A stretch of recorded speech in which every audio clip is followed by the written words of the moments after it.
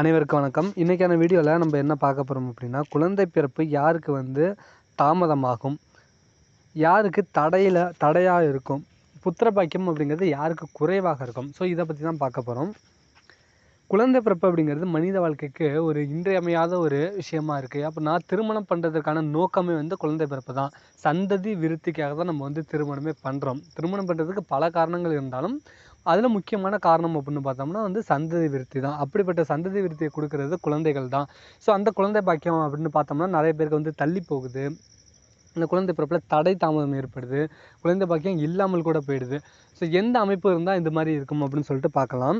ஜாதகத்தில் 5ஆம் பாவகம் தான் குழந்தை பிறப்பை பற்றி சொல்லுது. கிரகம் அப்படின்னு பார்த்தோன்னா குரு பகவான் தான் குழந்தைகளை குறிக்கக்கூடியவர். குழந்தை பிறப்புக்கு காரணமாக இருக்கக்கூடியவர் குரு பகவான் தான். அது மட்டும் இல்லாமல் நம்ம ஒரு சில கிரகத்தையும் ஒரு சில பாவகத்தையும் நம்ம இன்னும் கொஞ்சம் எடுத்துக்கணும். என்ன அப்படின்னு பார்த்தோன்னா, சுக்கிர பகவான் தான் விந்தணுவிற்கு காரகமாக இருக்கார். அது மட்டும் இல்லாமல் இந்த கருமுட்டை உருவாகிறது, இனிஷியல் ஸ்டேஜ் இருக்குது இல்லைங்களா, அதை சொல்கிறது சுக்கிரன் செவ்வாய் தான். ஆத்மகாரகன் அப்படின்னு சொல்லக்கூடிய சூரியனுடைய நிலையும் நம்ம பார்க்கணும். வீரியஸ்தானம் அப்படின்னு சொல்லக்கூடிய 3ஆம் பாவம் இதுக்கு இந்த குழந்தை பிறப்புக்கு ரொம்ப முக்கிய பங்கு வகிக்கிறது. 3ஆம் பாவம் ஏன் முக்கிய பங்கு வகிக்குது அப்படின்னா, ஸோ அதை பற்றி நம்ம டீட்டெயில்ஸாக பார்க்கலாம். புத்திரஸ்தானம் அப்படின்னு சொல்லக்கூடிய 5ஆம் இடத்துல தடையை கொடுக்கக்கூடிய கேது இருக்கிறது ஒரு குழந்தை பிறப்புக்கு ஒரு தடையை உண்டு பண்ணுது.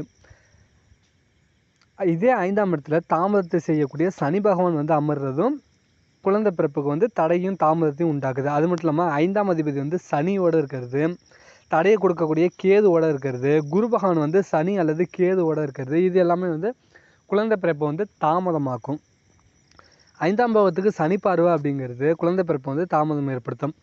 பாவ தொடர்பு அப்படின்னு நம்ம பார்த்தோம் அப்படின்னா 5ஆம் பாவம் குரு பகவான் குழந்தை பிறப்புக்கு சாதகமான 5, 3, 7, 11. ஸோ இந்த பாவகத்தெல்லாம் தொடர்பு கொண்டுச்சு அப்படின்னா வீரியம் அப்படிங்கிறது சற்று கொஞ்சம் அதிகமாக இருக்கும். அதனால் குழந்தை பிறப்பில் தடை அப்படிங்கிறது இருக்காது. ஏன் அப்படின்னா 5ஆம் பாவகம் அப்படிங்கிறது குழந்தையை கொடுக்கக்கூடியது. அது அந்த 5, 8, 12ஆம் பாவமாக அமையக்கூடிய 4 மற்றும் 12ஆம் பாவங்களை தொடர்பு கொண்டுச்சு அப்படின்னா ஜாதகருக்கு மலட்டுத்தன்மை அப்படிங்கிறது ஏற்படும். தம்பதியருக்குள்ள இணக்கமான சூழ்நிலை அப்படிங்கிறது ஏற்படாது. ஏன் அப்படின்னா 5ஆம் பாவம் ஏன் 4யும் 12ஐயும் தொடர்பு கொள்ளக்கூடாது அப்படின்னா 4ஆம் பாவம் அப்படிங்கிறது 5க்கு 12ஆம் பாவகம், 12ஆம் பாவகம் அப்படிங்கிறது 5க்கு 8ஆம் பாவகம். ஸோ அந்த பாவகத்தெல்லாம் தொடர்பு கொண்டுச்சு அப்படின்னா குழந்தை பிறப்பில் வீரியம் அப்படிங்கிறது கொஞ்சம் குறைவாக இருக்கும். அது மட்டும் இல்லாமல் கணவன் மனைவிக்குள்ளே ஒற்றுமை, தாம்பத்திய வாழ்க்கை சுகம் கிடைக்காம நிலை கூட ஏற்படும். அதனால் கூட குழந்தை பிறப்பு அப்படிங்கிறது தாமதமாகும்.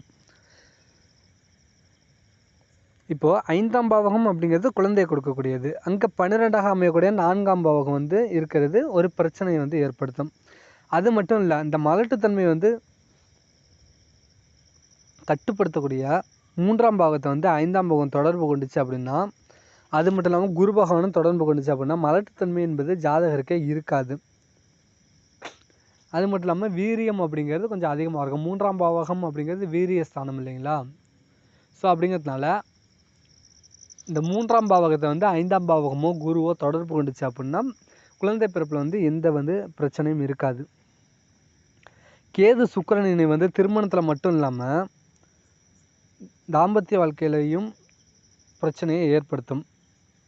அது கணவன் மனைவிக்குள்ள ஒரு இணக்கமான சூழ்நிலை இது எல்லாத்தையுமே ஏற்படுத்தும். விந்தணு குறைபாட்டையும் ஏற்படுத்துறதுனால இந்த இடத்துல குழந்தை பிறப்பு அப்படிங்கிறது பிரச்சனைக்குரியதாக இருக்குது. இந்த இடத்துல செவ்வாய் பலமாக இருந்துச்சு அப்படின்னா ஜாதகருக்கு குழந்தை பிறப்பில் எந்த பிரச்சனையும் இருக்காது. காலபுருஷ தத்துவப்படி 5ஆம் பாவத்துக்கு சூரியன் அதிபதியாக இருக்கிறதுனால அந்த சூரியனே ஆத்மகாரனாக இருக்கிறாரு.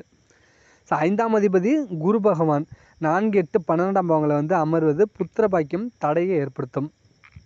சரி, இந்த பிரச்சனைகள்லாம் இருந்துச்சு அப்படின்னா ஜாதகருக்கு குழந்தை பிறப்பில் தடை தாமதம் அப்படிங்கிறது ஏற்படும். இப்போ செயற்கை முறையில் கருத்தரிக்கக்கூடிய ஒரு சில விஷயங்கள் இருக்கணும் அப்படின்னா ஜாதகத்தில் என்ன அமைப்பு இருக்கணும்னு பார்க்கணும். ஸோ ராகு பகவான் குழந்தை பிறப்புக்கு சாதகமான கிரகங்களை பாவங்களையும் தொடர்பு கொண்டுச்சு அப்படின்னா செயற்கை கருத்தழுத்த முறையில் குழந்தை பெறுவதற்கான வாய்ப்புகள் அமையும்.